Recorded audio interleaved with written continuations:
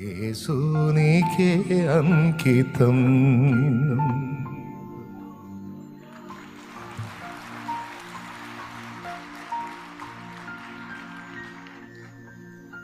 నా వల్ల నీ నామానికి దోషం వచ్చి అవమానం వచ్చి నేను నీకు చెడ్డ సాక్ష్యం తెచ్చే పరిస్థితి ఉంటే దానికంటే ముందు నా ఊపిరే పోవాలి.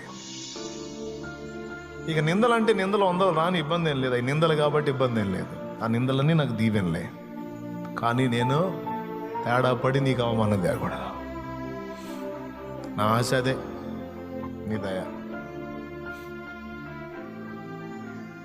అంతే. ఆ పట్టులోనే ఉండు, నా చేయబట్టుకో, నేను నడిపిస్తా.